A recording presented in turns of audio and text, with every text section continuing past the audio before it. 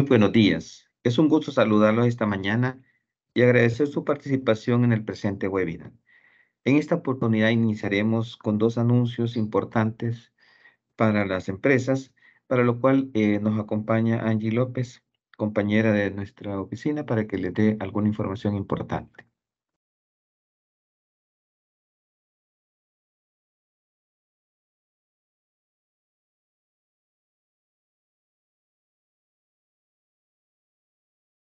Muy buenos días, gracias por el espacio. Rápidamente les presento las generales de la herramienta de ruta digital que desde la dirección estamos implementando. Es una herramienta sencilla y gratuita que permite a las MIPYMES realizar su autodiagnóstico digital en menos de 25 minutos y obtener resultados inmediatos sobre el nivel de madurez.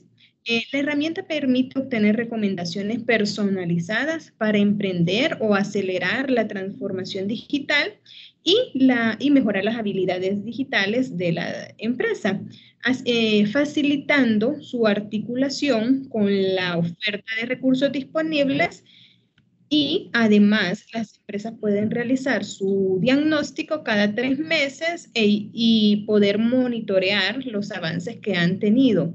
Los beneficios al realizar el diagnóstico permite medir el nivel de madurez digital de la empresa y obtener conceptos claves para la digitalización y sus beneficios.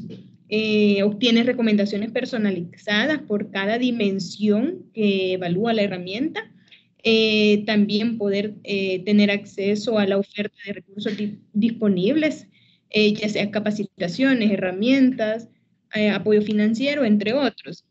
¿Cómo podemos encontrar? ¿Dónde la podemos encontrar? En rutadigital.economia.gov.sb o también pueden escanear el código QR que ven en pantalla y si tienen consultas también dejamos nuestros contactos. Gracias por el espacio. Buen día.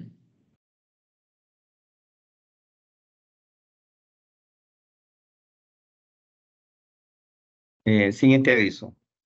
Su empresa necesita apoyo técnico o económico. La Dirección de Innovación y Competitividad del Ministerio de Economía, con el objeto de brindar herramientas a través de sus programas o proyectos, les hace una atenta invitación a registrarse en el enlace que les vamos a compartir en el chat para conocer el perfil de su empresa. Esta información nos proveerá la base para incorporarlos en actuales apoyos o en la creación de nuevas iniciativas que la Dirección de Innovación y Competitividad tiene a las pymes salvadoreñas. Agradecemos su confianza y disponibilidad de compartirnos su información, la cual es confidencial y será de utilidad para los fines antes mencionados. Sin más preámbulo, el Ministerio de Economía, la Comisión Intergremial para la Facilitación de Comercio CIFACIL y la Dirección Nacional de Medicamentos les damos una cordial bienvenida y les agradecemos por su participación e interés en el presente webinar titulado Regulación y manejo adecuado de medicamentos controlados, prescripción y dispensación, el cual lleva como objetivo informar y aclarar dudas a los usuarios respecto de los controles que la Dirección Nacional de Medicamentos aplica en la prescripción y dispensación de medicamentos controlados. Hablamos de estupefacientes, psicotrópicos, precursores, entre otros. Este webinar es el 35 de 36 formaciones en línea que se han preparado en el Comité Nacional de Facilitación de Comercio, el cual busca apoyar a los empresarios con información desde las instituciones que faciliten el comercio. Con ello empleamos los conocimientos de los usuarios de los servicios de la Dirección Nacional de Medicamentos en materia de trámites de registros, renovación y visado de medicamentos, productos cosméticos y químicos, entre otros.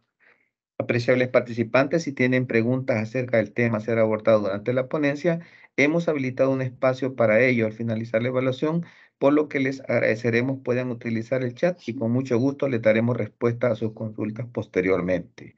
Asimismo, les solicitamos su apoyo realizando la evaluación luego de la ponencia a través del enlace que será publicado siempre en el chat y contaremos 5 minutos para poder realizarla y posteriormente tendremos el espacio de preguntas y respuestas.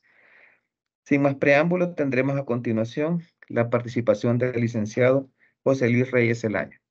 Él es licenciado en Química y Farmacia, es jefe de la Unidad de Estupefacientes de la Dirección Nacional de Medicamentos y es punto focal de la Dirección Nacional de Medicamentos ante la Junta Internacional de Estupefacientes. Ha representado a la Dirección Nacional de Medicamentos en foros internacionales de regulación de estupefacientes, psicotrópicos y precursores. Cedo la palabra al licenciado José Luis Reyes Zelaya. Adelante, licenciado.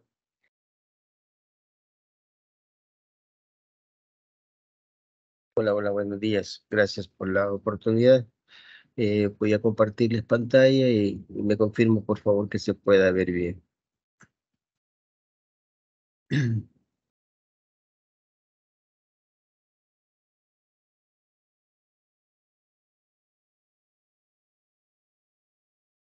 ¿Me confirma si se ve bien, Wilfredo? Confirmado, confirmado. Sí. Ok. Adelante. Bueno, buenos días. Gracias por la oportunidad de participar. Gracias a las personas que están presentes. Vamos a tratar de enfocar un poco el tema, específicamente en lo que se refiere a la regulación y al manejo adecuado de los medicamentos controlados en lo relativo a la prescripción y a la dispensación. Realmente la DNM como tal tiene una vida, una existencia a partir de la ley de medicamentos, ¿verdad? Y obviamente una de las funciones que tenemos es la regulación. Pero es importante mencionar que cuando hablamos de medicamentos controlados, específicamente a nivel internacional nos referimos a tres categorías, ¿verdad? Que son los medicamentos clasificados como estupefacientes, psicotrópicos y a los clasificados como precursores químicos. Pero localmente en El Salvador tenemos un grupo de medicamentos que se conocen como agregados, que ya lo vamos a ver adelante un poquito más detalle. Importante mencionar que a partir de la ley de medicamento también surten otras normativas paralelas como lo son el Reglamento General de la Ley de Medicamentos, el Reglamento de Estupefacientes, Psicotrópicos, Precursores, Sustancias y Productos Químicos y Agregados, que son reglamentos posteriores a la ley de medicamentos e íntimamente relacionados porque dependen de ella. Pero adicional tenemos la ley reguladora de las actividades relativas a las drogas. Esta es una ley que es mucho más antigua, es una ley de ya por el 2006, si no me equivoco, ¿verdad? Y que tiene particularidades muy importantes. Muchas veces cuando hacemos la prescripción de medicamentos controlados, hablamos de los riesgos de una mala prescripción o de una mala dispensación, porque obviamente puede traer consecuencias legales, ¿verdad? Penales. Esas consecuencias legales penales están contempladas en la ley reguladora de las actividades relativas a las drogas. En el transcurso de la presentación vamos a hacer algunas menciones de algunos de los tópicos que se consideran en esta ley y que es bien importante que la conozcamos a efecto de evitarnos consecuencias que no estén acorde a nuestros deseos. Importantísimo mencionar que como ley de medicamentos, ¿verdad? Nosotros como DNM tenemos únicamente la competencia administrativa. En ese sentido, de momento, así como está la ley, únicamente podemos poner sanciones administrativas, llámese multa, llámese suspensiones, llámese eliminación o revertir autorizaciones previamente emitidas. Esa es la parte interna, local, ¿verdad? Luego tenemos a nivel regional, son normativas que nos vemos obligados a cumplir, ¿verdad? Porque hay compromisos de país. Por ejemplo, tenemos en la parte registral, ¿verdad? Los reglamentos técnicos centroamericanos, que son acuerdos regionales para efecto de poder aplicar una norma estandarizada y que permita, obviamente, al regulado tener claridad entre los procesos que está ejecutando. Pero en la parte de controlados es bien importante la incidencia de la CICAP, que es un organismo que depende directamente de la OEA y que tiene la función, ¿verdad?, de regular, de proponer normativas que tienden a focalizarse más en situaciones particulares de la región de las Américas. Obviamente, acordémonos que la OEA está relacionada en ese sentido y la CICAP es la parte que ve la parte normativa dentro de la regulación de la parte de controlados. A nivel global, ¿verdad? A nivel internacional, tenemos que los convenios suscritos, firmados y ratificados en materia de drogas por El Salvador, ¿verdad? Que son administrados por la Junta Internacional de Fiscalización de Estupefacientes, son el marco global que nos regula el proceso de la importación, la fabricación, la comercialización, la prescripción, la dispensación, el uso de los medicamentos clasificados como medicamentos controlados. Entonces, en ese sentido, así como nosotros regulamos internamente, ¿verdad?, el correcto uso, a nosotros también como institución, como DNM, hay una entidad internacional que nos regula, que nos fiscaliza, que es la Junta Internacional de Fiscalización de Estupefacientes, IFE. A esta institución nosotros normalmente cada 3 meses estamos enviando informes de los consumos que tenemos en el país en cuanto a importación y exportación de medicamentos controlados, a la importación y exportación de sustancias químicas. Por eso es que es bien importante para nosotros que los informes, la información que se maneja dentro de los sistemas esté actualizada, porque eso nos permite como país tener la disponibilidad de sustancias para la población, que son parte de las obligaciones que tenemos como entidad reguladora en El Salvador. Ampliando un poquito más el tema, podemos decir que El Salvador ha suscrito convenios internacionales, ¿verdad? Y dentro de ellos están los convenios regulados por la JIFE. El primero de ellos es la Convención de Naciones Unidas sobre Estupefacientes de 1961 y su protocolo de modificación en 1972. Esta convención es el primer abordaje que se da a la regulación a nivel internacional y con estándares y parámetros establecidos de obligatorio cumplimiento a nivel global para facilitarle a la población el acceso a algún tipo de drogas que requieren un uso, que requieren un control, que requieren un uso controlado, porque son efectivamente muy buenos para tratar algún tipo de patologías, pero que tienen el inconveniente, bueno, que tienden a producir un hábito o una dependencia. En particular, los estupefacientes, lo más crítico es que ellos llegan a producir dependencia. En ese sentido, en la primera convención, que se da en 1961, se establece una lista de sustancias, bueno, una lista de sustancias que incluidas en los medicamentos, forman parte de los medicamentos que se utilizan en la terapia del dolor, pero tienen el inconveniente, como le he mencionado, de que producen dependencia. Son alrededor de 150 sustancias los que en este momento están incluidos, y el color amarillo es porque a partir de esta convención surge la lista amarilla de sustancias estupefacientes, que es de obligatorio control a nivel mundial. ¿Cuál es la diferencia entre estas sustancias de forma lícita y de forma ilícita? La forma lícita son prescripciones normales que realizan los médicos a partir de una evaluación, ¿verdad?, de la condición del paciente, y a partir de eso diseñan un tratamiento. Por eso es lícito. Pero lastimosamente también aquí están incluidas sustancias que se pueden utilizar de forma ilícita, y eso es lo que nos obliga a tener una regulación. Por eso la convención está contemplando una lista de sustancias que tienen un adecuado uso en la medicina, en la terapia, pero que tienen el riesgo de desviarse, y por eso se regulan de esa manera. Pero fíjense que hay algo bien crítico. Normalmente la parte lícita y la parte de regulación que vemos las entidades como la DNM, tenemos los limitantes de recursos para poder hacer un efectivo control. Sin embargo, el ilícito tiene mayores recursos para poder hacer contrabando, para poder hacer drogas de forma ilícita. Y resulta que a partir de la Convención del 61, con el control de las sustancias estupefacientes, de forma ilícita se comienzan a utilizar otras sustancias que obligan a establecer la Convención de 1971 y hacer una clasificación de otro grupo de sustancias que se conocen como psicotrópicos. Ya vamos a ver la diferencia entre ambos ya en una lámina anterior, en una lámina posterior.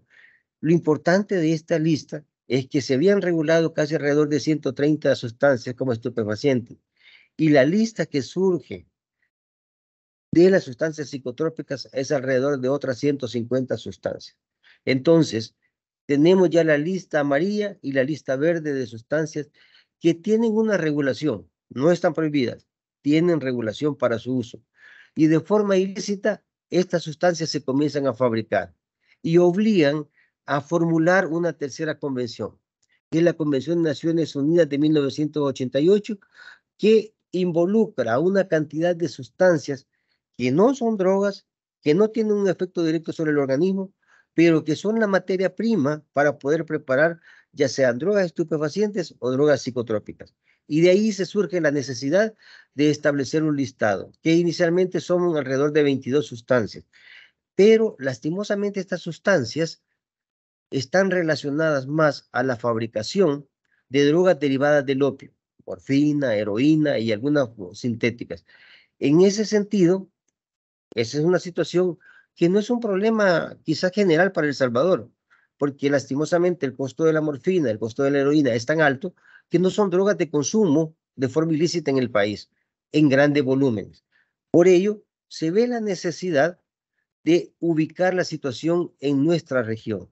Y ahí es donde viene la importancia que mencionábamos de la CICAD-OEA, porque ustedes conocerán que el principal problema en Latinoamérica no es la heroína, no es la morfina, es la cocaína. Entonces, en este contexto, la CICAD-OEA ha establecido una lista de sustancias que son de uso en la fabricación ilícita de la cocaína. Entonces, eso nos obliga a tener una lista mucho más amplia. Y por eso en la página web nuestra ustedes podrán encontrar la lista de sustancias controladas que, de acuerdo al establecido en la Ley de Actividades Relativas a las Drogas, que mencionábamos hace un momento, es obligación para la DNM establecer y formular en los primeros 2 meses del año un listado de las sustancias que se van a regular durante el siguiente año. Y por eso se establece el listado, se publica, se hace del conocimiento para poderlo aplicar ya a partir del mes de marzo. Eso dura vigencia de 1 año y cada año la estamos renovando. Eso, créanme, es una fortaleza para el país, porque lastimosamente en algunos otros estados de Latinoamérica, el incluir una sustancia como controlada pasa un proceso de análisis tan grande que normalmente lleva 1, 2, 3 y hasta 4 años para poder incluir una sustancia. Y eso genera dificultades, porque recuérdense que el hecho de tener una sustancia que no está incluida de forma controlada, no es fácil poder ejercer algún control sobre ella. Sin embargo, nosotros tenemos esa ventaja muy importante en el país. Veamos entonces algunos conceptos que nos van a ser de utilidad en esta presentación. Hablábamos de los estupefacientes. Los estupefacientes son sustancias químicas que actúan sobre el sistema nervioso central y que tienen un alto poder de dependencia. Es bien importante que veamos que los estupefacientes, a diferencia de otras sustancias que producen un efecto psicológico, o sea, que piensa que se requiere el medicamento y por eso la persona lo consume, en el caso de los estupefacientes, una vez se comienza a aplicar el medicamento, la necesidad del organismo es duplicada o es aumentada de una forma exponencial que requiere ir subiendo la dosis para poder sostener el efecto del medicamento. Y ese es el caso, por ejemplo, de las enfermedades terminales como el cáncer, como la insuficiencia renal, que los pacientes cuando están en las etapas terminales son dolores demasiado agudos. Entonces se utilizan estupefacientes para bajarles el dolor, pero lastimosamente a medida que se van utilizando en primera instancia los medicamentos orales, luego vienen los inyectados, son medicamentos que se requiere una mayor concentración y por ello el organismo, cuando ya pasa el efecto, que inicialmente puede durar hasta 8 horas, posteriormente el efecto va siendo más corto y se ve la necesidad de hacer dosis de rescate. Por eso es que el organismo requiere el medicamento, pero no solo porque el organismo lo piensa, sino que porque realmente hay necesidad de ese organismo, de ese medicamento. Caso contrario con los psicotrópicos. El psicotrópico igual es un medicamento que hace un efecto sobre el sistema nervioso central, pero que se utiliza con algunos desórdenes nerviosos o con algunas enfermedades que tienen algún efecto sobre el sistema nervioso central. Y aquí encontramos los más comúnmente utilizados, quizás los ansiolíticos. Y dentro de ellos tenemos las benzodiazepinas, el diazepam, el bromazepam, el midazolam. Son sustancias que se utilizan para mantener el estatus de la salud de unos pacientes, pero tienen una concentración, tienen un uso pero el paciente puede pasar un tiempo, un momento determinado sin tomarlo y el organismo no va a tener mayor situación, mayor efecto.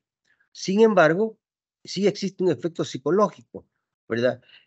Por ejemplo, si a un paciente le dejan el bromazepam para que pueda descansar, para que pueda dormir en la noche, si llegada a cierta hora de la noche no se ha tomado el medicamento, el paciente probablemente va a sentir sueño, porque el cansancio también le puede producir el sueño y probablemente va a dormir, aunque no haya tomado el medicamento. A diferencia de un estupefaciente, si hay dolor y no lo colocamos, el dolor se incrementa, se vuelve más agudo. Entonces, esa es la diferencia. En el caso de los psicotrópicos, es un efecto psicológico y en el caso de los estupefacientes, es un efecto más somático, más del cuerpo. Luego tenemos los precursores químicos y estas son las sustancias que a partir de la Convención del 88 se regularon. En el país tenemos algunos que se utilizan a nivel terapéutico, como por ejemplo la efedrina, la pseudoefedrina, que en un momento determinado se utilizó aquí en el país y que actualmente estaba prohibida. Ese es uno de los medicamentos que no se usan aquí en el país, ¿verdad? Y no se usan por efecto de mal uso. En realidad, allá por los años de 2009 a 2010 se dio un efecto muy significativo en el país de consumir la pseudoephedrina para fabricar algún tipo de drogas como las anfetaminas, y eso generó alguna situación que provocó el controlar esa sustancia y llegar a tomar la decisión drástica de no permitir la comercialización porque el riesgo de utilizarlo de forma ilícita era grandísimo. Entonces, estas sustancias no son drogas, pero tienen un efecto, pueden utilizarse como materias primas para producir una droga, por ejemplo las anfetaminas. Luego tenemos un grupo particular que es bien interesante, porque en El Salvador tenemos algunas sustancias, ¿verdad?, que tienen un mal uso y que precisamente por eso se regula. La Convención del 61 abre las puertas que la regulación interna de los estados partes puede ser incluso mucha más estricta que la misma convención si por efecto de la seguridad de los pacientes se requiere el controlar una sustancia adicional. En ese sentido, nosotros hemos tomado a bien en El Salvador, tenemos alrededor de 18 sustancias que tenemos historial de mal uso, ¿verdad? Algunos anestésicos, algunos de uso veterinario, algunos productos que se utilizan como algoloquía, ahí tenemos el tapentador, por ejemplo, son productos que aquí en el país se ha comprobado algún uso ilícito y por eso en El Salvador lo regulamos. Pero puede ser que estos agregados ustedes vayan a Guatemala y no lo regulen, o vayan a Honduras o a Nicaragua y que no lo regulen. Pero esa es la independencia que cada estado parte tiene para poder hacer su regulación y permitir hacer algún tipo de controles un poco más estrictos. Algo bien importante en este contexto y de los agregados es que el hecho de regularlos no quiere decir que la población no tiene acceso a ellos. Sí tiene acceso, pero lo tiene bajo una forma controlada, bajo una forma regulada. Eso es lo que permite evitar el uso ilícito y permite asegurar el acceso y la disponibilidad de estos medicamentos para la población. Veamos las funciones de la unidad de estupefacientes. En forma general, la Dirección Nacional de Medicamentos tiene por objeto garantizar la institucionalidad que permita asegurar la accesibilidad, el registro, la calidad, disponibilidad, eficiencia y seguridad de los medicamentos y productos cosméticos para la población y propiciar el mejor precio para el usuario público y privado, así como el uso regional. Y vean que es importante. Aquí, por ejemplo, todo lo que es medicamento, todo lo que tiene un efecto terapéutico, deberá entenderse como uso terapéutico, como un medicamento. Y nuestra función como DNM es asegurarle a la población la posibilidad de tener este medicamento en el momento que lo requiera. Y eso es bien importante, porque a nivel general, las convenciones establecen la obligatoriedad para todos los estados partes de proveerle a la población la disponibilidad y el acceso a estos medicamentos. Y hay un precepto muy importante que se plantea en GIFE, y es el hecho de que el medicamento debe estar cuando el paciente lo requiere y no para cuando lo encuentra. Y esto es bien importante, por eso es que los inventarios que deben de haber en las farmacias es bien importante que sean reales y que puedan estar al 100% disponibles para la población. Eso es muy importante y lo vamos a ver más adelante en el proceso de dispensación. Como parte de lo que está establecido en la ley de medicamentos, atribuciones de la DNM están, por ejemplo, autorizar la inscripción, la importación, la fabricación y el expendio de los productos regulados por la ley, con la excepción de las fórmulas magistrales. Y vean que es importante, las fórmulas magistrales ya casi no se usa, ¿verdad? Hay raras las farmacias que tienen el farmacéutico que pueda fabricar este tipo de preparados. Para los que no lo conocen, es una receta creada por el médico en la que solo se dice se va a utilizar hidroquinona, vitroquinona al 1%, al 2%, y algunas veces ponen solo las abreviaciones, hágase un arte, ¿verdad?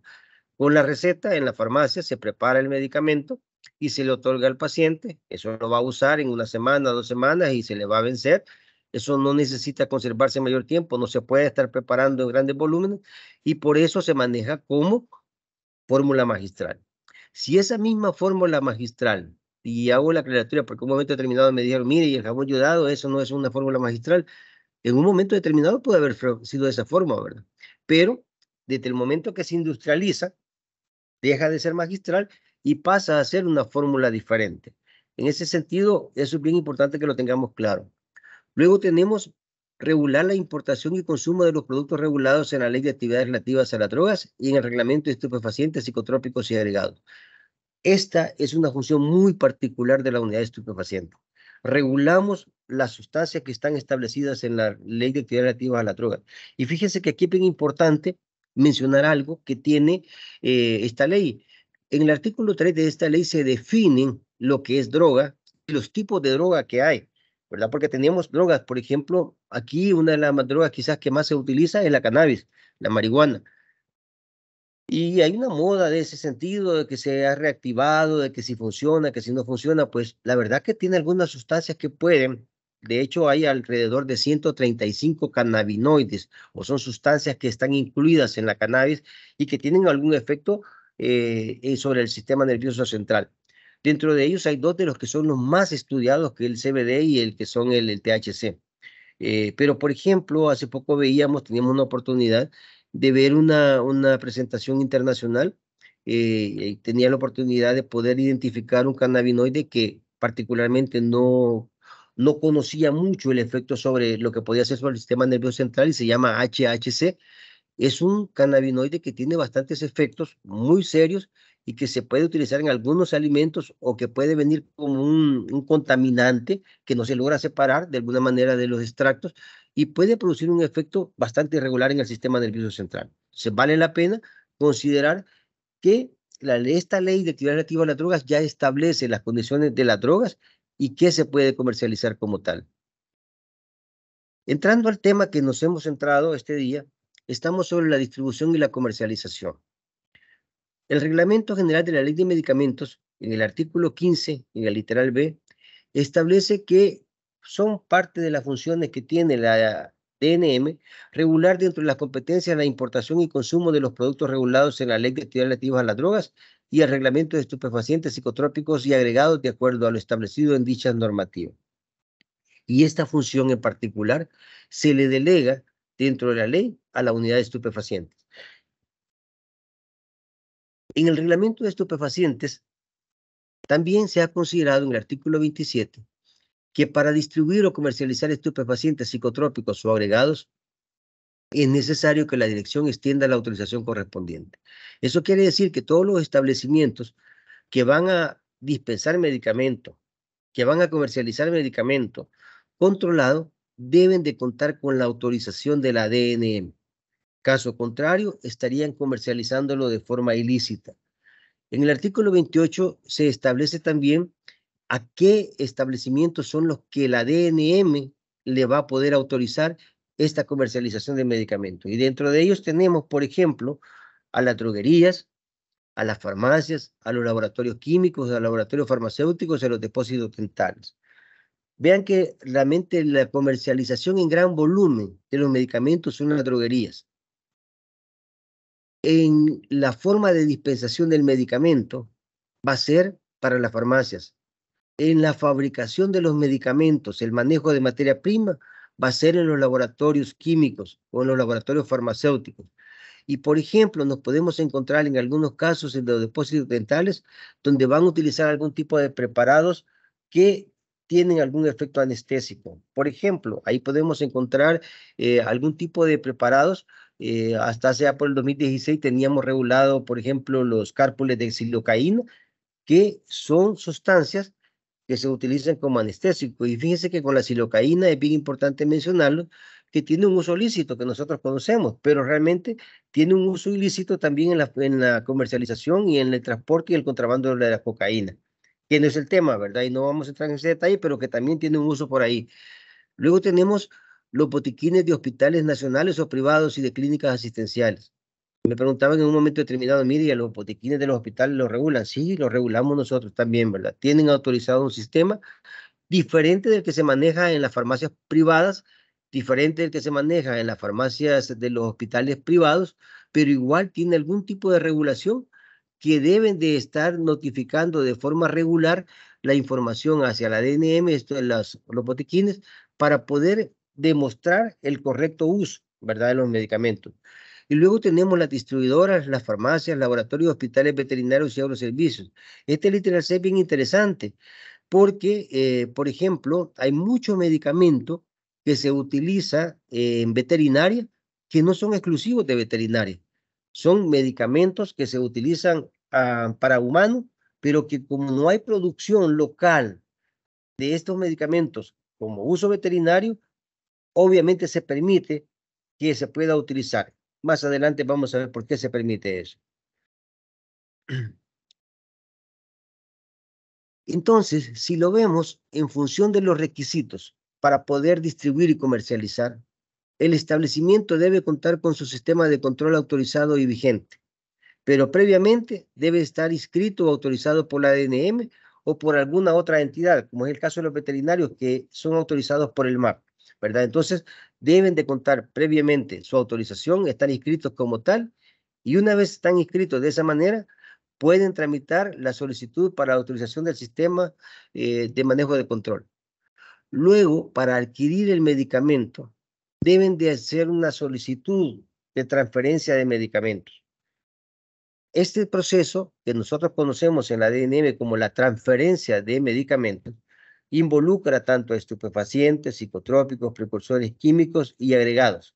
En el caso del establecimiento que va a adquirir el medicamento, debe de completar el formulario de transferencia que se refiere a la compra en plaza, ¿verdad? En la modalidad de aceptación. Y luego la solicitud que se va a presentar, ¿verdad? En la parte del regulado que va a entregar el medicamento, que va a comercializar, llámese droguería, llámese laboratorio, va a llenar la solicitud de transferencia. Ambas solicitudes, de momento, se están enviando vía correo electrónico, ¿verdad? A través de el correo de trámites.estupefacientes@medicamentos.gov.sv, y esa solicitud que va en dos solicitudes unidas, se autoriza, se le da un número de comercialización, de autorización, y ese es el número que nos permite a nosotros dar el seguimiento para el control, que lo vamos a ver posteriormente. Esto, lastimosamente, no es gratis. Tiene un costo, en este momento es de 5.71, de acuerdo a lo establecido en el decreto legislativo 417, que aún está vigente hasta diciembre de este año, y eso a mí me han preguntado en algunas ocasiones, mire, ¿y esto quién lo paga? ¿La droguería o lo paga la farmacia? Realmente, como esto es un trámite, es una gestión que nosotros la autorizamos, pero realmente la relación comercial es entre droguería y farmacia, o laboratorio y farmacia.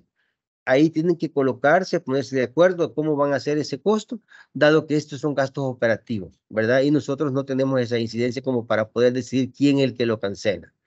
Luego, remitir su solicitud al correo de trámites.estupefacientes@medicamentos.gov.sv. Normalmente, este trámite, dependiendo del volumen, estamos entre alrededor de 1 o 2 días hábiles para poderlo autorizar. Eventualmente, dependiendo del volumen, podríamos tener un poquito más de tiempo, ¿verdad? Especialmente cuando las solicitudes nos llegan, por ejemplo, fin de semana, entre jueves y viernes. Eso nos da algún tipo de dificultades, pero intentamos, dentro de lo que está en nuestra capacidad, de hacer el menor tiempo posible. Vean qué importante estos conceptos que vamos a ver en este momento. Despachar. Frecuentemente encontramos la palabra despachar. Es que me despacharon el medicamento, me despacharon, fui a la farmacia y me despacharon el medicamento. Este es un término que se asocia con dispensar y corresponde al proceso que comprende las actividades llevadas a cabo bajo la supervisión de un farmacéutico, desde que se recibe una prescripción o una petición de un medicamento hasta que éste es entregado al propio paciente o al profesional responsable de su administración. Cuando hablamos de despacho, por ejemplo, usted puede ir a la farmacia, ¿verdad? Una farmacia privada. Retira su medicamento presentando su receta, o en el caso de que es digital, ¿verdad? Presenta el comprobante de la emisión de la receta para que se lo puedan cargar. La persona encargada en la farmacia le entrega el medicamento, la cantidad que el médico le ha dejado, la presentación que el médico le ha dejado, el nombre comercial que el médico le dejó. Pero ese proceso sin explicaciones es un proceso de despacho que vale la pena que lo consideremos para poder hacer la diferencia con la dispensación. La dispensación es el servicio profesional que comprende diversas actividades realizadas por el profesional químico farmacéutico que van desde la recepción de la prescripción y culminan con la entrega al paciente de los medicamentos. Mucho de este proceso lo podemos evidenciar, por ejemplo, en los hospitales, cuando se retira el medicamento y el profesional le explica las condiciones de que se lo tiene que tomar. Habitualmente, de acuerdo a lo que está establecido en la ley, es el médico el responsable de explicarle cuando le prescribe un medicamento, cómo se lo va a tomar, a qué horas del día se lo va a tomar, si lo necesita tomar con alimentos, no lo necesita tomar con alimentos, si debe ir con bastante agua, con poca agua, si es masticable, si es tomado, si es administrado de forma tópica. Esa explicación muchas veces no la dan los médicos. En realidad, esa es la función del profesional farmacéutico, poder asesorar, poder orientar al paciente sobre el correcto uso del medicamento, en el contenido que tiene, si le puede producir un sueño, si le puede producir cansancio, si le puede producir desconcentración. Eso es dispensar, es orientar al paciente en el correcto uso del medicamento. Luego tenemos expendio de medicamentos, mientras que el expendio es la entrega de medicamentos indicados en una prescripción médica por parte de un profesional no químico farmacéutico. Entonces, muchas veces confundimos el despacho o el expendio con la dispensación y vean que tienen características diferentes. Por ejemplo, hay algunas instituciones que hoy día usted va con la receta, incluso pública, por ejemplo, que usted solo entrega sus recetas y al final solo le dan una bolsita con la cantidad de medicamento. En este contexto, eso no están haciendo una dispensación, simplemente están haciendo un despacho, están expendiendo un medicamento de la forma general. Y eso es bien importante que lo tengamos claro, porque a partir de ahí tenemos cómo estamos entregando el medicamento al paciente y bajo qué condición lo estamos entregando. Mencionábamos previamente que debe de presentarse la solicitud de transferencia. Básicamente, la solicitud que ustedes tienen en pantalla, ¿verdad? Es una solicitud de transferencia en la que básicamente está incluido toda la información del medicamento.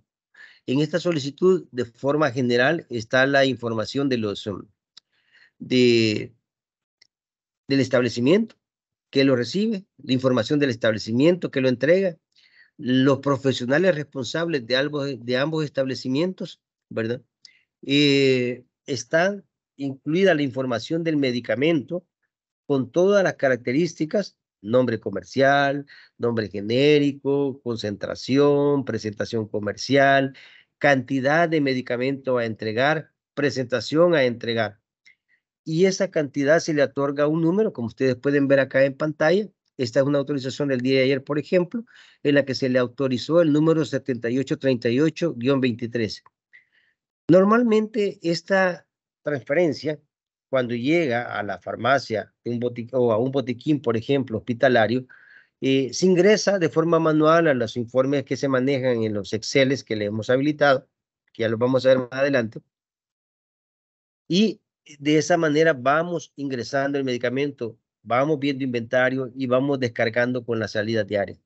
En el caso de las farmacias privadas, ya el sistema les permite agregar solamente el número, darle cargar o aceptar, y el sistema automáticamente carga el producto del inventario.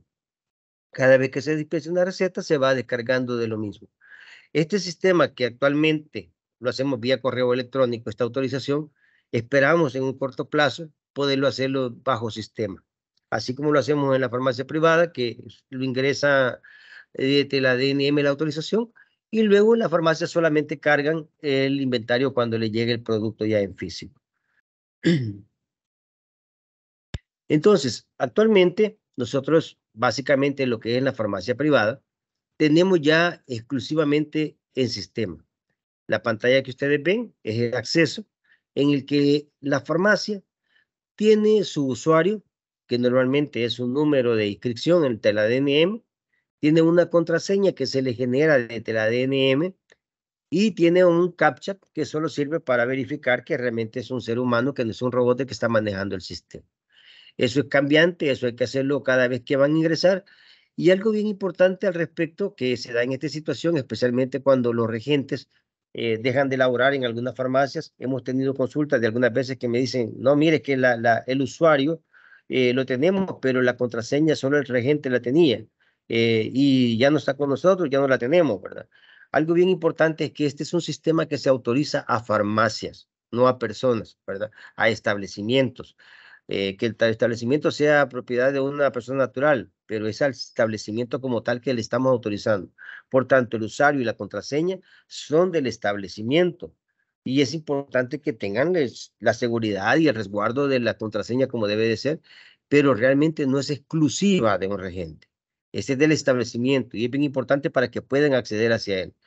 El sistema actualmente le permite, ¿verdad?, a las farmacias, como lo ven en la pantalla, tiene el acceso a las transferencias que simplemente agrega el número de la transferencia autorizada y le da a aceptar y el inventario se le carga a la farmacia.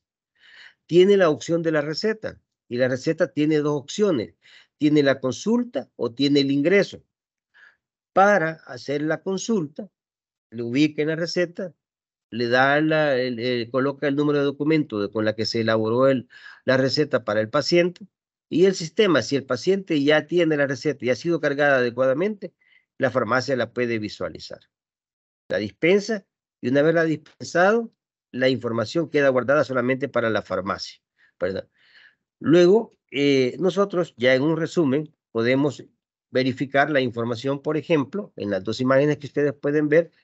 Ya cuando la información se ha resguardado, ¿verdad?, queda la información por paciente, queda la información del médico que prescribió, queda la información de la fecha que se prescribió, queda la información de la fecha que se dispensó el medicamento, queda la información de los documentos de las generales del paciente, de las generales del médico prescriptor, queda también la información relacionada con el medicamento que se le está prescribiendo, la cantidad de medicamento que se le prescribió y la cantidad de medicamento que se le entregó al paciente.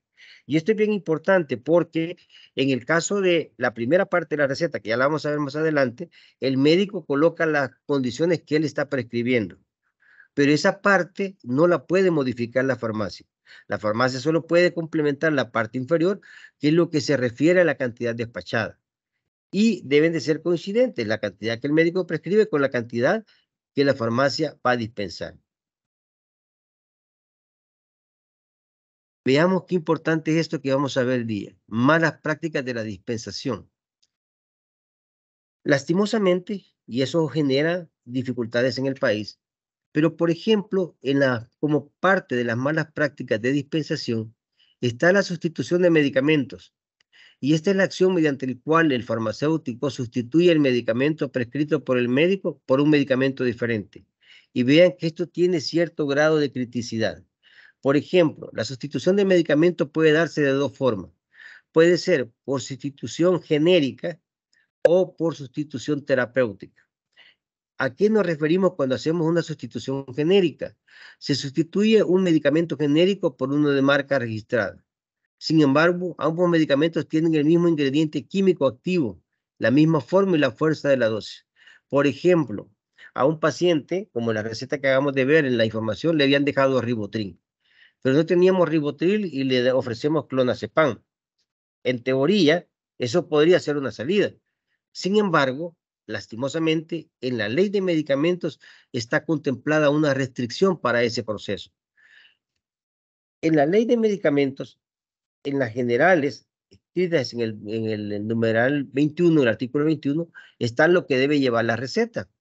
Pero en el 22 hay una particularidad respecto a los medicamentos controlados, que en la receta debe de colocarse el nombre comercial o la marca comercial, el nombre genérico. En ese contexto, el paciente debe de retirar el medicamento que el médico le dejó, que le prescribió. Y eso es bien importante que lo tengamos claro, porque si nos vamos a la parte penal, en el artículo 40, que lo vamos a ver más adelante, hay una restricción bien interesante en la ley de actividades relativas a la droga que también condiciona el sustituir un medicamento. Entonces, cuando vemos de sustituir un medicamento hay que considerar varios factores importantes que deben de tenerse en cuenta, que el médico usualmente ha considerado al momento de la prescripción y por tanto se lo ha dado al paciente para su seguimiento. Y fíjense que hay incluso seguimientos de pacientes. Por ejemplo, conocemos casos de pacientes que se han estabilizado con ciertos medicamentos después de una patología crónica. Y el médico insiste que se le deje la marca comercial de X producto. Y muchas veces eso lo hace porque realmente ya logró estabilizar la condición del paciente. Entonces, eso también tiene una importancia y por eso se entiende como una mala práctica de dispensación al sustituir un medicamento. Pero la siguiente es crítica. La sustitución terapéutica tiene lugar cuando el fármaco sustituye el medicamento prescrito por el médico por un medicamento químicamente diferente. El medicamento sustituido por los farmacéuticos es de la misma clase farmacológica o terapéutica. Sin embargo, como los dos medicamentos tienen estructuras químicas distintas, pueden producir resultados adversos para el paciente. Pongamos un ejemplo sencillo de esto. Imagínense que a un paciente, el médico le ha dejado un analgésico, una combinación de acetaminofén con codeína, para migraña, para lo que se lo haya dejado. La codeína es el estupefaciente. Y resulta que a lo mejor no tenemos ese medicamento, pero sí tenemos una combinación de diclofenaco con codeína. Al hacer un cambio de ese tipo, que es diferente, puede ser que la persona que esté tomando se le haya dejado acetaminofén con codeína, pero que el médico al momento de la consulta ya le preguntó si es alérgico a algún medicamento y le dijo, no, solo los diclofenacos. Y si luego le damos un medicamento diferente al momento que le vamos a dispensar, estamos exponiendo al paciente a un riesgo innecesario. Y esa responsabilidad tiene unas consecuencias muy serias en ese contexto, porque algún procedimiento legal podría acarrear incluso hasta cárcel. Eso es algo que es bien importante que lo tengamos claro. Vean por qué mencionaba lo de cárcel. En el artículo 40 de la Ley de Actividades Relativas a las Drogas, menciona el que estando autorizado para el expendio de sustancias medicinales que contengan drogas, las expendiere en especie, calidad o cantidad distinta a la especificada en la receta médica, será sancionado con prisión de 3 a 5 años y multa de 5 a 1,000 salarios mínimos mensuales urbanos vigentes. Aquí se refiere a lo que estábamos mencionando, que si por ejemplo le damos al paciente un medicamento diferente, lo que estábamos hablando de la sustitución, si por ejemplo le estamos dando un medicamento que era Rivotril, le estamos dando la competencia, una clonazepam, puede ser de la misma especie, pero estamos dando una calidad diferente y ahí puede verse afectado. O, por ejemplo, si al paciente le dejaron 30 tabletas y nosotros solo le damos 10 tabletas, puede ser que la adherencia del tratamiento no sea la adecuada. Puede ser que el paciente mejore, pero que después tenga problemas por no continuar el tratamiento. Eso es bien importante que lo tengamos. Pero fíjense que este artículo tiene una causal mucho más seria. En el inciso segundo dice, si el expendio se hiciere sin receta médica, cuando el producto no pudiere obtenerse sin ese requisito, la pena será de 5 a 15 años de prisión y multa de 5 a 2.000 salarios mínimos mensuales urbanos vigentes. ¿Qué nos está indicando este proceso? Que realmente el paciente puede ser que tenga un mal problema con su medicamento, pero la persona que lo dispensó, si lo dispensó el medicamento y el mismo medicamento requería receta, pero no se requirió al momento de la dispensación, la penalidad es de 5 a 15 años de prisión. Y eso quiere decir que no se puede negociar aquellas medidas sustitutivas, ¿verdad? Entonces, esto es un problema que tiene que considerarse de mucha importancia y vale la pena que lo mencionemos en la dispensación. Veamos al otro tema crítico, la prescripción. La prescripción está contemplada en la ley de medicamentos, en el reglamento de estupefacientes, como parte de uno de los requisitos que debe de cumplirse para dispensar el medicamento. No voy a entrar generalidades, solo voy a mencionar algunas cosas. Por ejemplo, en el artículo 21 de la ley de medicamentos está claramente el contenido esencial de las recetas, lo mínimo que debe llevar. Eso es lo que tiene que tener una receta. Luego, en el artículo 22, habla una particularidad de los estupefacientes, que es lo que acabo de mencionar, que debe de colocarse el nombre comercial o la marca comercial del producto y el nombre genérico. Eso obliga a colocar ambos nombres para evitar que haya un riesgo de sustituir un medicamento que no sea el indicado. Luego, en el artículo 63, se habla de la prohibición de la promoción pública de medicamentos psicotrópicos y estupefacientes. ¿Por qué se ha considerado esta parte crítica? Realmente los medicamentos controlados no se les debe de hacer publicidad porque pueden inducir a un mal uso. Y a tal grado que el hacer una publicidad puede traer consecuencias que pueden acarrear una sanción para las empresas que lo hagan. Pero adicional a eso, si se adiciona este efecto a lo que tiene contemplado la ley de actividad relativa a las drogas, podría tener consecuencias penales. Luego tenemos el artículo 79 en el literal I, que se tiene como faltas comercializar medicamentos sin haber obtenido la respectiva autorización. Por ejemplo, si una farmacia está comercializando un medicamento, pero no ha completado el trámite correspondiente para la comercialización, estaría incumpliendo y comerciando de forma ilícita un medicamento. Y en el reglamento de estupefacientes, psicotrópicos, precursores de sustancias y productos químicos agregados, que es un reglamento específico para el manejo de productos controlados, hay todo un título, el título 3 del capítulo 1, habla sobre la prescripción. Ahí están desde el artículo 36 al 46, que tiene todo el proceso de cómo debe hacerse la prescripción, de los trámites que deben de realizar los médicos para poder prescribir y de los controles y los requisitos que tiene para poder renovar esa autorización. Quizás aquí es bien importante mencionar que en la ley de medicamentos, específicamente en el artículo 19 y 20, se habla de las facultades para prescribir. En el país únicamente son 3 profesionales los que pueden prescribir medicamentos controlados. Bueno, medicamentos de forma general, pero específicamente los controlados. Ahí tenemos a los médicos, a los odontólogos y a los médicos veterinarios. Son los únicos profesionales que pueden prescribir medicamentos. El resto de profesionales no tenemos las facultades para poder prescribir medicamentos. Bien. Veamos definiciones de prescripción. Para la Organización Mundial de la Salud, relacionan la prescripción con el uso racional de los medicamentos. Y por eso que definen prescripción racional. Es que los pacientes reciban los fármacos indicados para la situación de su enfermedad en la dosis que necesitan para cada caso concreto, durante un periodo adecuado y con el menor coste posible para ellos y para la comunidad.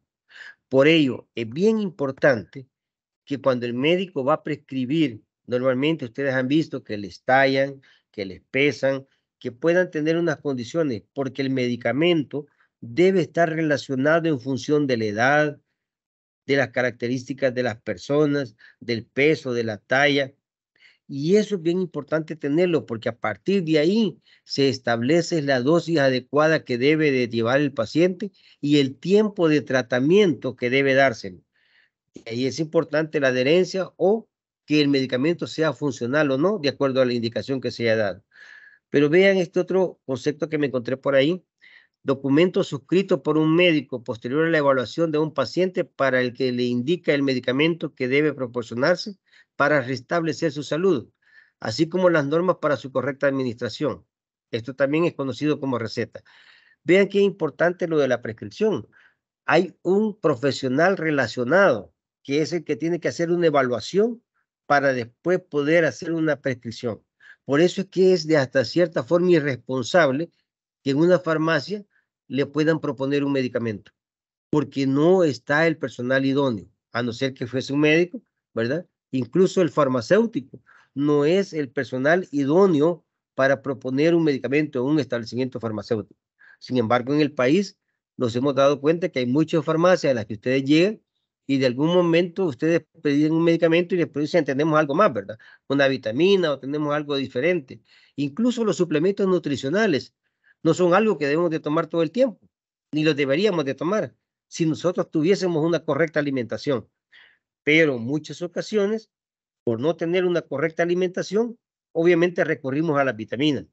Y si lo analizamos en ese contexto, y es un efecto terapéutico, porque estamos restaurando deficiencias del organismo por una mala alimentación. Pero eso es tema de otra discusión, ¿verdad? Solo lo comento porque es parte de lo que ocurre en mucho de nuestro quehacer diario. Luego tenemos el ciclo de prescripción de los medicamentos controlados en El Salvador. La entidad autorizada para la emisión de recetarios es la DNM. Y hay dos formas de hacerlo, la receta física o la receta electrónica. En ambos casos, el médico, el odontólogo, el veterinario debe de gestionar la autorización o la emisión de la receta por parte de la DNM. Si todo está bien, si todo es pertinente, si cumple con las condiciones y especialmente con dos condiciones, que el profesional debe de estar debidamente autorizado para el ejercicio profesional y eso lo hace a través de un título universitario y debidamente legalizado. O sea, debe estar inscrito en la Junta de Vigilancia y contar con el número de Junta de Vigilancia para poder ejercer. Si eso es así, ¿verdad? Se les emite sus recetarios, el médico, una vez llegue el paciente, lo evalúa, le prescribe de acuerdo a la necesidad posterior a la evaluación que le ha realizado. El paciente con su receta se acerca a la farmacia le dispensa el medicamento y ese medicamento, ya sea que sea físico, que lleva la receta, o que sea una receta electrónica, ingresa al sistema y esa información retorna a la DNM. La DNM es la autorizada en emitir recetas y es la que controla o que fiscaliza el correcto uso de las mismas. Vean que esta imagen es muy interesante porque esto da un ciclo, cierra un ciclo del control que se hace con las recetas. Veamos qué ocurre con una receta física. Esta es la tradicional receta física que tenemos. Pero vean que en el artículo 21 que mencionábamos, que tiene los requisitos que debe llevar la receta, dentro de esas están los generales del médico, ¿verdad? Están las generales del paciente. Y vean que de las generales del médico están el número de junta, está el nombre del médico, está el teléfono de contacto. En las generales del paciente está su nombre, su documento de identidad, su domicilio, ¿verdad? El medicamento que se le va a prescribir debe de ir tanto en su nombre comercial como en su nombre genérico. Y por eso es que es bien específico. Si ustedes ven en esta receta, que es la que emitimos de forma física, está claramente establecido que debe ir el nombre comercial y el nombre genérico. Debe de ir el total de prescripción que el médico le va a dar, la dosis que el médico le ha dejado para prescribirle al paciente, le va a tomar una en la mañana, una en la tarde, 2 al día o por la noche antes de acostarse. Esa indicación es bien importante. Y la receta debe de ir firma y sello del médico. Esa es en la parte física, ¿verdad? Vean estos datos porque luego nos trasladamos a la receta electrónica Y en la receta electrónica vamos a encontrar lo siguiente. La diferencia que se da entre la receta física y la electrónica es que cuando el médico ingresa a la plataforma, automáticamente él ya tiene las generales ingresadas en el sistema.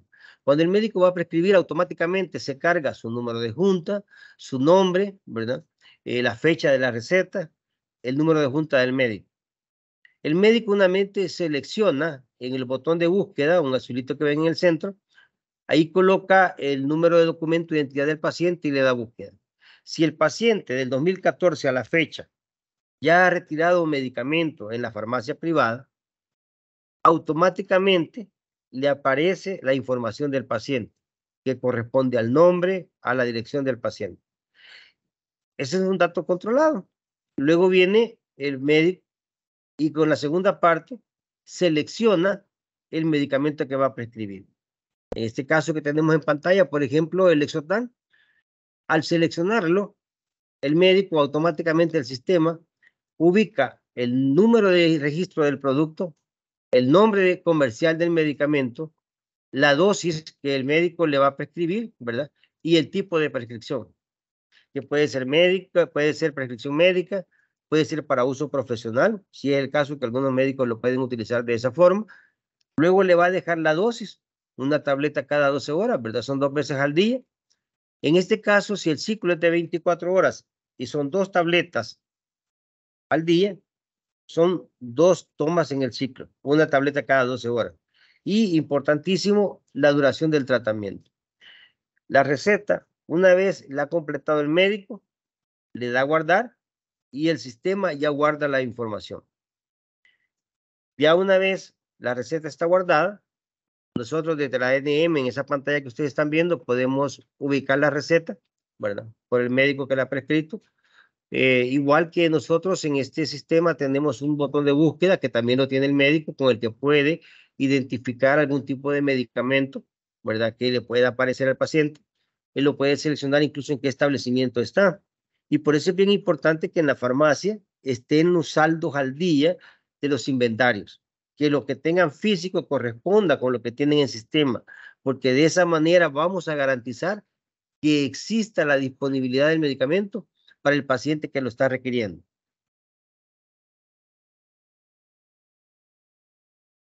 Luego tenemos que la ventaja de esta prescripción en línea que hoy tenemos con los pacientes a nivel de la farmacia privada y que ya estamos avanzando también a nivel del Sistema Nacional de Salud, ¿verdad?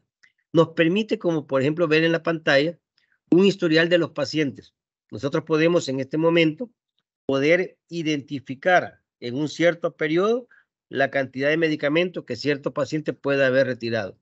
Esto nos da información muy útil para investigaciones, información que nos puede permitir verificar no solamente la parte crítica, sino la adherencia de tratamientos, poder hacer predicciones de ver de qué medicamento puede en un momento determinado faltar en inventarios o faltar para la disponibilidad de los pacientes, porque nos permite hacer estudios que nos van a identificar los medicamentos que más rotan, por ejemplo.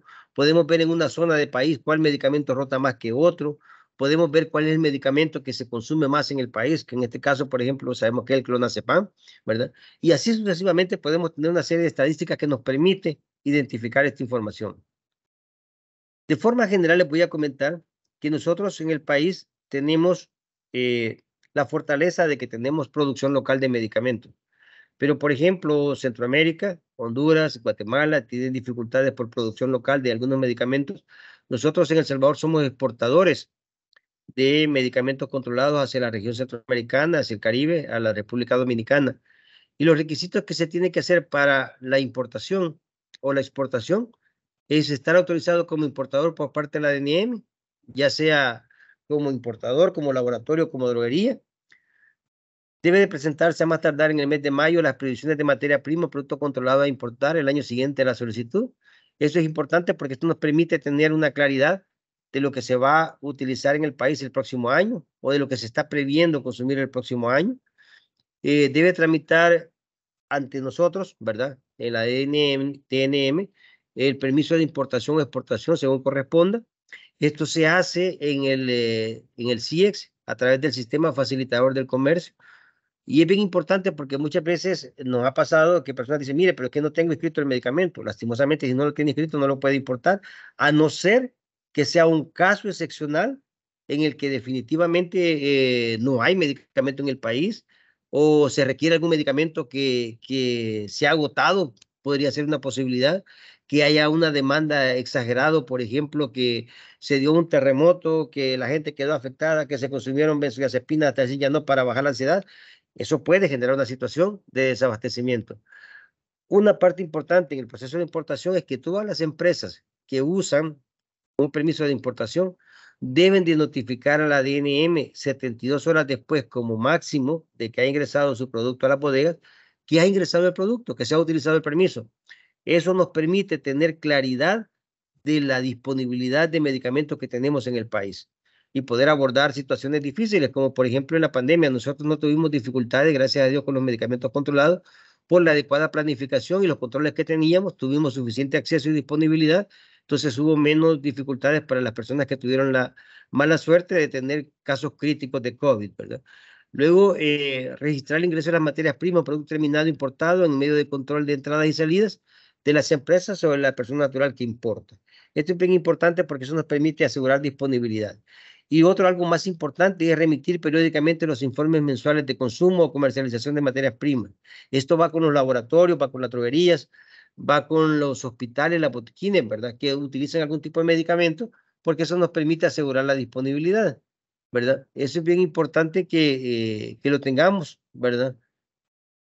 En los reportes que nosotros recibimos, tenemos las solicitudes de comercialización que se han autorizado, el sistema de control que utilizan los establecimientos, llámese laboratorios, droguerías, farmacias, los reportes mensuales en tiempo, que es importantísimo, debe de enviarse en el caso de los botiquines, de las droguerías, de los laboratorios, los primeros 10 días posteriores a finalizado el mes del informe. Eso nos permite tener información actualizada y poder en un momento determinado prever algunas necesidades particulares de los pacientes, ¿verdad? Este es un ejemplo del control a todos los establecimientos diferentes de las farmacias, ¿verdad? Diferentes de las farmacias privadas, se les autoriza una herramienta en Excel que tiene en su primer encabezado lo que ustedes ven en pantalla. Ahí está la información general, ¿verdad? Lo que se le ha autorizado a la empresa, a la farmacia en este caso, al botiquín, ¿verdad? Y es importante que esa información no la pueden modificar.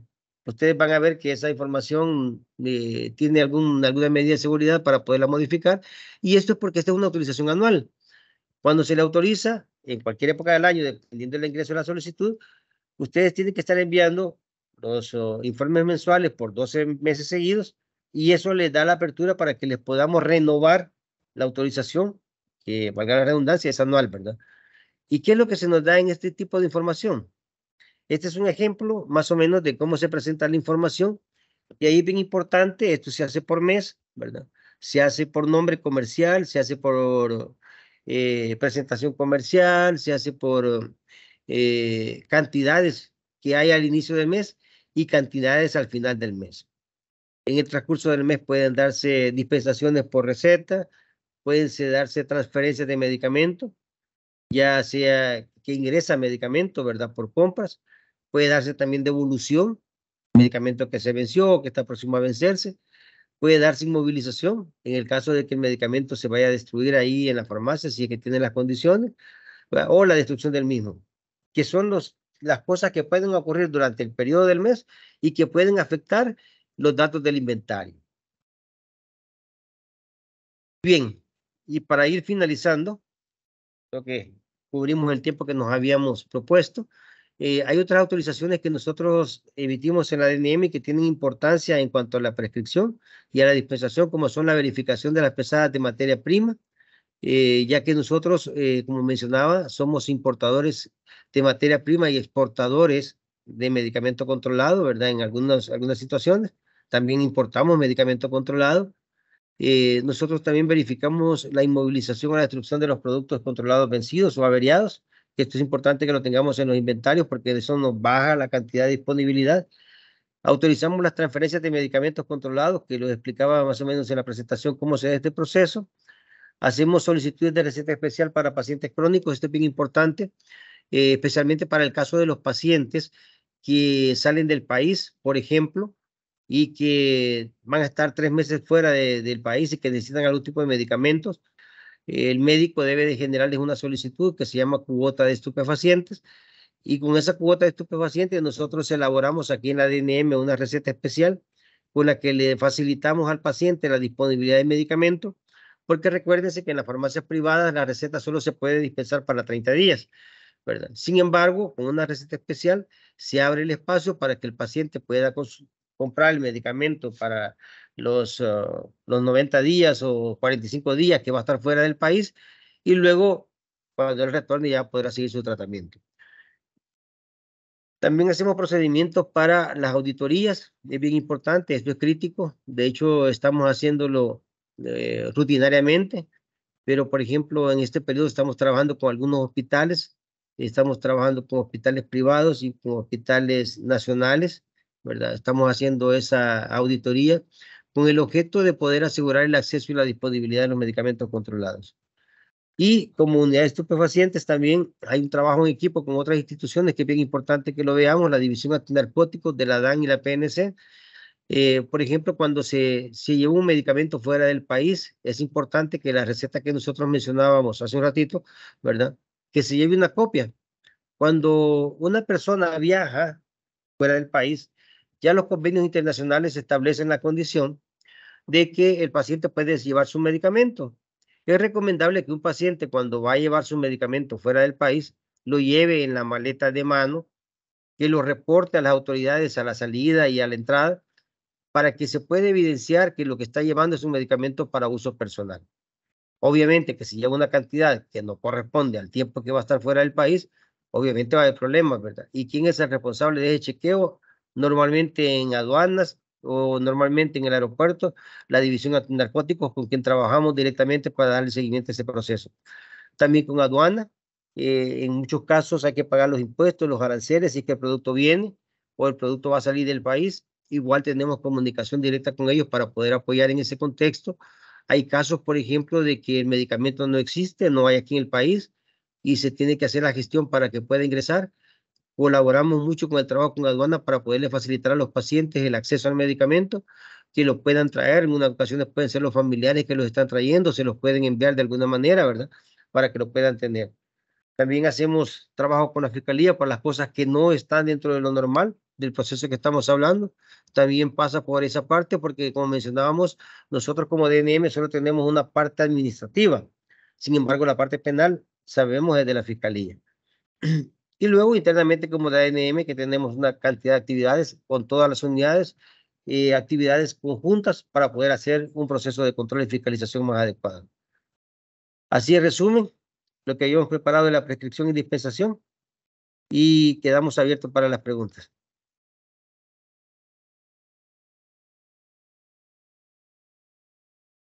Muchas gracias, licenciado José Luis Reyes, por su amplia ponencia. Estimados participantes, en estos momentos publicaremos en el chat el enlace de la evaluación de esta ponencia, para lo cual les brindaremos 5 minutos a fin de que puedan completarla. Les agradeceremos su retroalimentación y nos compartan temas de interés para próximos webinars, así como sus datos de contacto para poderlo invitar a próximas capacitaciones. Posteriormente, pasaremos a la sesión de preguntas y respuestas. Gracias. Muchas gracias por su retroalimentación.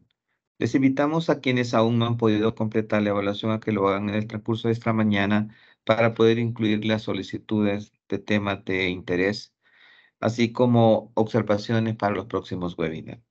En este momento daremos paso a la sesión de preguntas y respuestas bajo la metodología una pregunta para su posterior respuesta. A ver, licenciado, nos pregunta Yanira Patricio de León. Buenos días. En el caso de comercialización, algunos establecimientos como Minsal solicitan un estándar del controlado para realizar pruebas de análisis de control de calidad. Si, por ejemplo, solicitan 100 miligramos, ¿cuál es el procedimiento correcto para ese trámite? Ok, buenos días. Interesante pregunta. Esa es una de las dificultades que muchas empresas, especialmente los laboratorios, se encuentran. Y aquí hay que definir dos cosas. Uno es lo que se está requiriendo es materia prima, ¿verdad? En algunos casos, se está requiriendo estándar primario o estándar.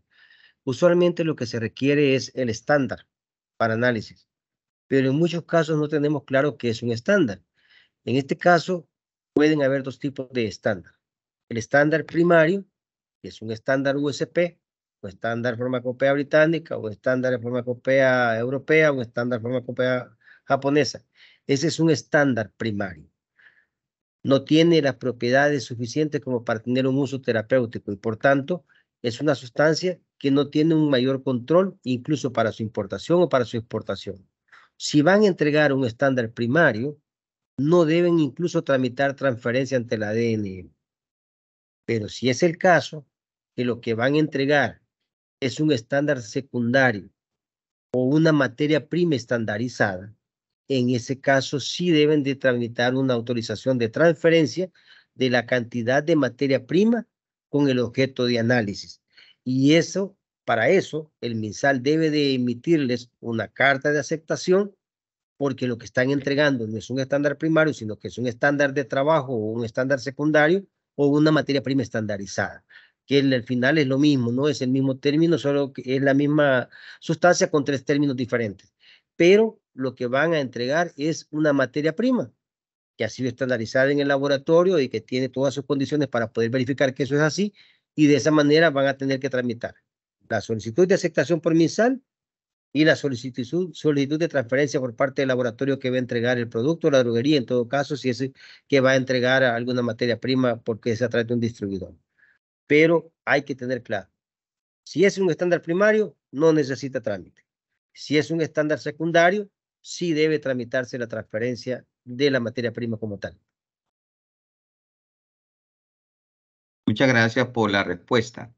Catherine nos consulta, ¿un establecimiento que ha pagado su anualidad, es válido que no se le dé la autorización del libro y así imposibilitar la compra de otros medicamentos controlados solo por el hecho de tener inconsistencias en el inventario de un producto controlado? Ok, interesante. Son dos cosas diferentes. Anualidad es una cosa diferente. La anualidad es lo que le da la funcionabilidad, el funcionamiento al establecimiento durante un año. Por eso se llama anualidad. El trámite de autorización producto controlado es un trámite secundario que lo realiza a partir de tener vigencia en este proceso. Normalmente, lo que se hace cuando esté en proceso de autorización, se le da por recibida la solicitud y se le asigna un número de trámite. Si tiene en proceso la autorización del sistema de control y requiere comprar algún medicamento, en la solicitud de aceptación puede relacionar el número de trámite y mencionar que el trámite está en proceso de autorización en la ANM bajo el número de trámite tal. Nosotros internamente lo verificamos y normalmente le autorizamos.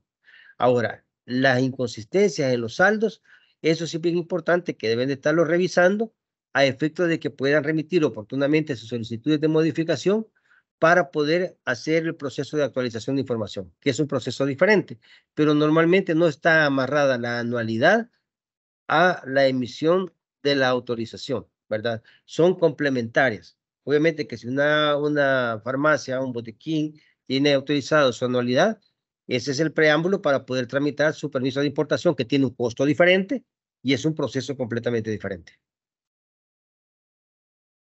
Perfecto, muchas gracias por la aclaración, licenciado, sobre esta consulta. Susana Beatriz Hernández nos consulta. Bueno, buen día, excelente ponencia.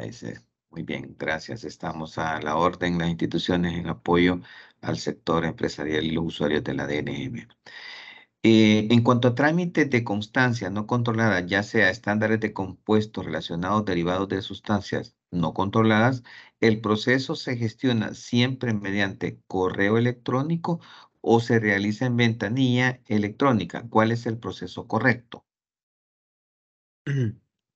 Idealmente debe hacerse en la ventanilla, ya a partir del proceso de implementación del sistema de descripción de productos químicos que se inició en septiembre, ya se puede hacer de esa manera.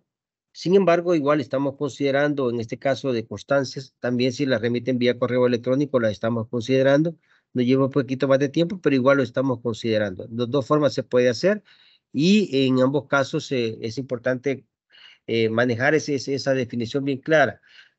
La constancia de no controlado o de no regulado, si está asociado a medicamentos, tiene un costo diferente de la sustancia cuando es un producto químico. Eso es bien importante que lo tenga porque son dos artículos diferentes los que se relacionan de acuerdo al decreto 417, pero también es algo bien importante que algunas veces, por ejemplo, se nos piden constancias de sustancias relacionadas. Entendamos que las sustancias relacionadas no son sustancias controladas, sino que son sustancias que tienen características afines a la sustancia controlada y de alguna manera por eso es que se utilizan en el proceso de estandarización. Muchas gracias por la respuesta. A ver, Catherine Alvarado nos consulta. Nos dice, muy buenos días, estimados. Disculpa por mi pregunta, pero creo que se sale del contexto del tema. Espero se me pueda ayudar. Si tengo una serie de solicitudes de corrección de inventario de medicamento controlado, ¿puedo enviarlo bajo un mismo correo adjuntando las solicitudes o debo de enviar correo por cada solicitud? Agradeciendo de antemano la respuesta. Buenos días. No, no se sale del contexto. Está siempre dentro de la parte de lo que es la dispensación. Y puede enviar un solo correo con varias solicitudes, siempre y cuando anexe los respaldos suficientes, porque en la actualización de inventarios nos suele pasar que muchas veces viene información no viene la solicitud para que actualizamos, no sabemos cómo lo vamos a actualizar o cuál es el objeto de la actualización, y algunas veces solo vienen los archivos y algunas veces los archivos traen color, traen forma, ha cambiado de alguna manera la información, entonces no es posible hacerlos compatibles con el sistema. Entonces ahí sí es bien importante, puede ser un solo correo con diferentes solicitudes y con los archivos anexos, pero con la correcta forma. Y de esa manera se facilita cargarlos, porque en algunas ocasiones tenemos que incluso pedir apoyo a esta informática para que nos pueda permitir agregar algún tipo de información y eso nos lleva mucho más tiempo. Entonces la respuesta se nos hace más difícil porque sí, normalmente nosotros cuando recibimos los archivos, los revisamos previo a cargarlos porque obviamente no vamos a cargar un archivo que después nos va a generar alguna diferencia también que va a ser significativa. Pero puede ser una sola solicitud, un solo correo, perdón, varias solicitudes y los correspondientes respaldos. Muchas gracias por esa información importante, licenciado. A ver, Fausto Calderón nos dice, bueno, buen día, licenciado Reyes, muchas gracias por compartir sus conocimientos. Mi consulta es, ¿los medicamentos que están dentro del inventario de un botiquín deben ser dispensados únicamente con la receta del establecimiento o es posible utilizar la receta que se autoriza a un médico? Bien, algo bien importante, el medicamento, a diferencia de la farmacia comercial, el botiquín es el establecimiento donde se resguarda el medicamento para poderle dispensar al paciente que está hospitalizado en el establecimiento o que consulte en el establecimiento. Si el establecimiento como tal tiene una receta establecida para la dispensación, ¿verdad?, de medicamentos, idealmente debe de ponerse en ese caso. Si el establecimiento no tiene un formato exclusivo para el tipo de medicamentos, puede utilizarse la receta del médico, obviamente que tendrán que cargarla con las características que se le requiere, que es mucho más estricta, obviamente, para la receta comercial del médico, pero sí se puede hacer de esa forma, siempre y cuando cumpla con todo lo especificado en el artículo 21 y 22 de la Ley de Medicamentos. Perfecto, perfecto. Muchas gracias, licenciado. La licenciada Lidia Moncha nos pregunta, buenos días, licenciado Reyes, excelencia ponencia. ¿Las previsiones de medicamento controlado y productos químicos se realizan en qué fecha?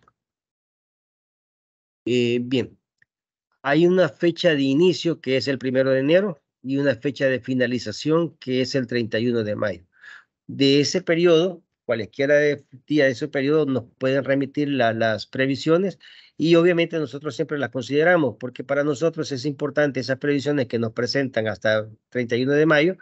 En el lapso del 31 de mayo al 30 de junio nosotros disponemos hasta el 30 de junio para enviarla a las previsiones de país a la Junta Internacional de Fiscalización pero aquí por norma interna y por el sistema de trabajo de la DNM, lo más tarde que se envían es la segunda semana de junio. Por lo tanto, la fecha límite para presentarla es 31 de mayo de cada año, previo a la implementación de la previsión. Excelente, muchas gracias. Daniel Romero nos consulta. Buenos días, mi consulta es la siguiente. Al tener medicamentos controlados vencidos dentro de un establecimiento, en este caso, ¿debo notificar a la DNM el vencimiento de dichos productos? Esa es la primera pregunta. ¿Cuál sería el procedimiento a seguir para el caso, si para el caso el proveedor, la droguería o laboratorio con el cual adquirí dichos medicamentos, no me brinda la opción de cambiar Ok, las unidades del habitualmente producto? ¿Verdad? sí, perdón, habitualmente como estos son una relación comercial, ¿verdad? Entre establecimientos, pero el medicamento, algunas empresas por política lo retiran un mes, 2 meses antes, tienen que realizar la solicitud de devolución por parte nuestra, si es que el laboratorio o la droguería se los va a recibir. Nosotros les autorizamos la devolución y con el documento que nosotros les autorizamos, ustedes entregan el medicamento a la droguería o al laboratorio y a vuelta de cambio ellos podrán darles nota de crédito, lo que puedan hacer, lo que según lo que hayan acordado.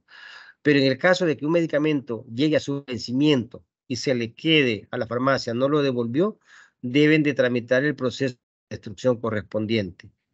En nuestro medio hay 2 procesos autorizados por entidades privadas, no son estatales, ¿verdad? Uno es Holcim y el otro es Mides. En este caso, ellos utilizan 2 métodos diferentes, uno de incineración, el otro el lixiviado, pero en ambos casos deben de tramitar la solicitud de inmovilización y posterior destrucción.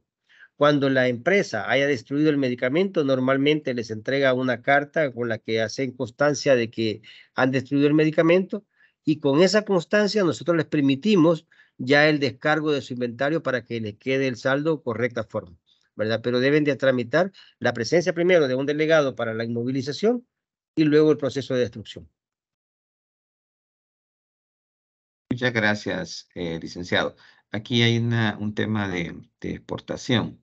Nos dice Allison, si el establecimiento importó un producto controlado, el cual debido a la falta de movimiento se toma la decisión de reexportarlo al proveedor, nosotros como establecimiento debemos estar autorizados por la DNM para exportar el producto controlado o solamente debemos tramitar el permiso de exportación de controlado para darle la correcta salida a nuestro inventario.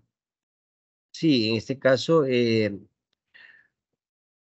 no hay explícitamente en la norma la autorización de exportación. Se hace de forma implícita en el sentido de que si está autorizado para la importación, obviamente en este caso puede hacer la reexportación, porque en este caso no es un trámite de exportación, sino que reexportación. Y se justifica por el vencimiento del producto o por la poca rotación, que puede ser una condición también para poderlo reexportar, ¿verdad? Obviamente hay que hacer el trámite. Sí es bien importante considerar que de acuerdo al convenio, a la Convención de Naciones Unidas, de acuerdo a lo establecido en el artículo 31, 32 y 33, ahí están establecido el comercio internacional y obviamente se plantea que para hacer una importación debe de haber previo un permiso de importación y a partir del permiso de importación emitir un permiso de exportación para poder enviar el producto hacia afuera. Si es el caso que, por ejemplo, el país donde lo van a enviar no les emite un permiso de importación, pueden tramitar alguna constancia o alguna nota de las empresas que les va a recibir el producto, en el que no les están emitiendo la autorización, nosotros la valoramos y a partir de eso le podemos emitir un permiso de exportación para que lo puedan sacar. Perfecto, perfecto, licenciado. A ver, la siguiente pregunta nos dicen, somos una droguería y tenemos planificado manejar controlados, por lo que solicitamos autorización del sistema y me enviaron el Excel. No me queda claro si tengo que enviar el Excel aunque no haya comprado nada o cómo procede en este caso. ¿Verdad? Eso nos hace la observación de que ya había hecho esa consulta anteriormente, licenciado. Ok, bien. El objeto de la autorización es usarlo, ¿verdad? Si no lo están usando, ahí yo sugeriría que valoren la posibilidad de cerrarlo, porque si no lo están utilizando, no vale la pena tener abierto el sistema. En todo caso, si por ejemplo lo estuviesen utilizando y durante el mes no hubo movimiento, tiene que enviarlo el informe con haciendo mención de que no hubo movimiento, pero siempre debe de seguir la rutina del envío a efecto de mantener la constancia de los informes y que quede de respaldo que obviamente durante ese mes no hubo movimiento.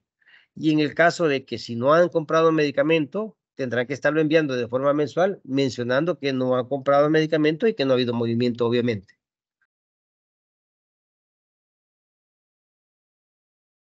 Muchas gracias por la ampliación.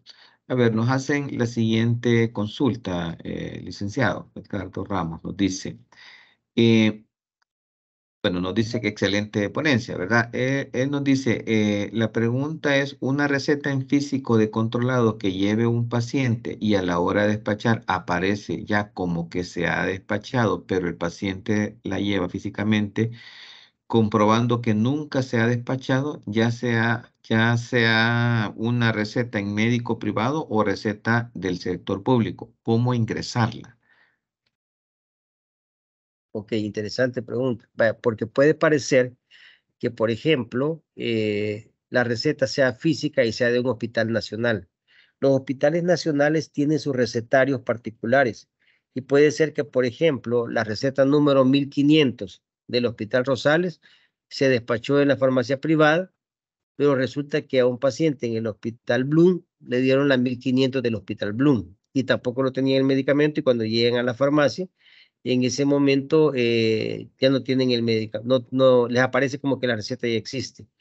En este caso, lo que tienen que hacer es colocarle el número de la receta y seguido de eso le van a poner la fecha, colocando el orden como lo pide el sistema, que es mes, día, calendario, y de esa manera el sistema se lo va a reconocer, ¿verdad? Esa es una forma de poderlo ingresar y la receta ya se la va a reconocer el sistema.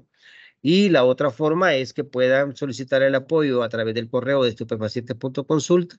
Nosotros a través de nuestro sistema podemos verificar la pertinencia o no de que la receta está eh, vigente o no, ¿verdad? Y la podamos aplicar. Y si es horario hábil, de lunes a viernes, normalmente de 8 a 12:30 y de 1:15 a 4 de la tarde, nos pueden llamar a las extensiones, ¿verdad? A la 2522-5017 o 2522-5018. Igual nosotros podemos verificar en sistema, en nuestras pantallas, si les podemos confirmar algún tipo de información para darles apoyo. Muchas gracias, licenciado, por esa apertura. Patricia Reyes nos consulta. Buenos días, licenciado. Excelente ponencia. Tengo una consulta en relación a los estándares secundarios controlados que serán utilizados para análisis al primer lote de la NM. ¿Se debe enviar solicitud de transferencia? Si es secundario, sí. Es lo que explicaba hace un ratito en la pregunta que me hicieron previamente. Si el estándar es secundario, entendemos en ese sentido que es una materia prima estandarizada, sí definitivamente deben de tramitar la autorización de la transferencia de la cantidad de materia prima, sean 100, 200 miligramos, lo que les requieran para el efecto del análisis.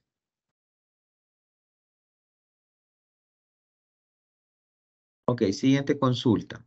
Nos dice Claudia, buenos días, licenciado. Si tengo un proceso de revisión del portal de recetas que se envió solicitud firmada por el regente en abril y el pago del mandamiento, pero en este mes se canceló el mandamiento por recargo de meses atrasados. ¿Se debe volver a emitir la solicitud de revisión o se puede volver a enviar la misma con fecha de abril?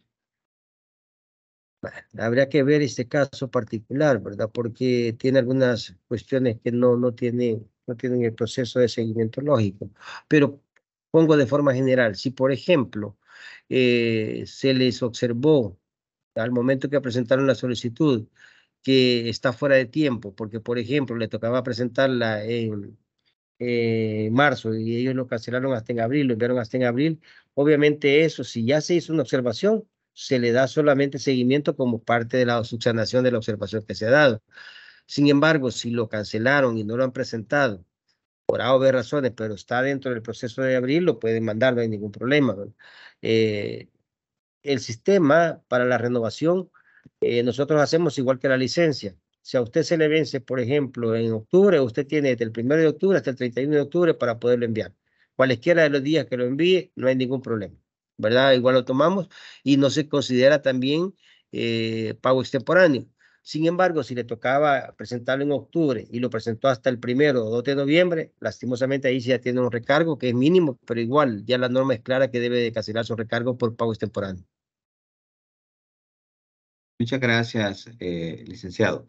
Nos dice en la siguiente consulta, en cuanto a previsiones, las droguerías que no importan, sino que compran controlados en plaza, deben presentar previsiones o cantidad comercializada a final del año. Bien, es bien importante algo, esa pregunta, porque en realidad las previsiones son de importación. Si en este caso la droguería no importa, sino que adquiere el medicamento internamente, no está obligado a presentarla, ¿verdad? Porque se entiende que el importador que le va a comercializar, la droguería que le va a comercializar, ya hizo su previsión para efecto de la importación. Muchas gracias por la aclaración. Nos dice Mirna de Romero. Excelente, bueno, buen día, excelente ponencia. ¿En cuánto tiempo de antelación, meses, se puede hacer la solicitud de revisión del libro?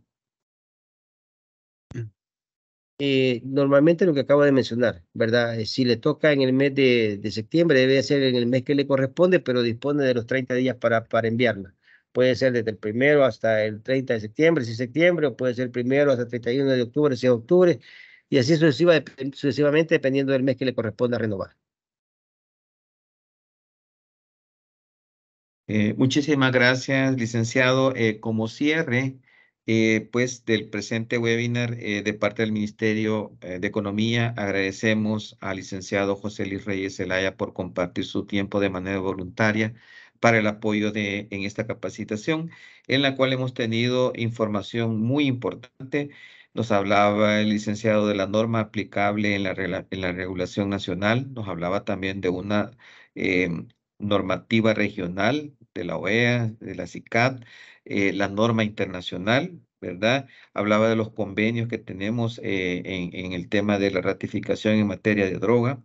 Nos hablaba sobre los conceptos importantes de estupefacientes, los agregados, los precursores, los psicotrópicos, cómo funciona la unidad de estupefacientes, que lo que se pretende es garantizar accesibilidad, registro, calidad, disponibilidad, eficiencia y seguridad, ¿verdad? A los usuarios, eh, pues a los pacientes.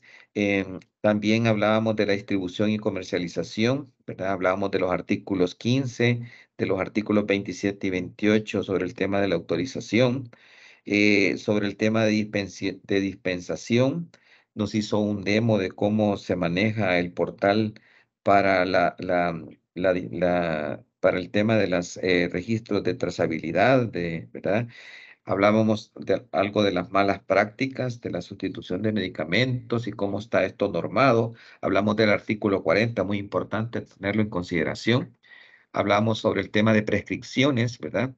Que está dentro de la ley de medicamentos. Hablábamos de los artículos 6, los artículos 21, qué es lo que debe tener una receta, la parte importante para poder ser considerada. Hablábamos del artículo 63 y de otras informaciones importantes que nos deja esta información y anticiparle a todos los participantes que estas grabaciones se están realizando, van a ser editadas y posteriormente van a ser subidas al canal de YouTube del Ministerio de Economía. Estamos haciendo un esfuerzo importante porque pues la cantidad de videos son bastante fuertes. Entendemos que son información de consulta y pues estamos siempre pendientes de poder dar esta información. De igual manera, agradecerle a cada uno de ustedes por acompañarnos al final de este webinar y pues invitarlos para el día de mañana. Tenemos mañana miércoles 25 un tema que se llama Marco Normativo de Protección al Consumidor en relación al etiquetado general y nutricional de alimentos con los compañeros de la Defensoría del Consumidor. Tengan todos muy buenos días y bendiciones.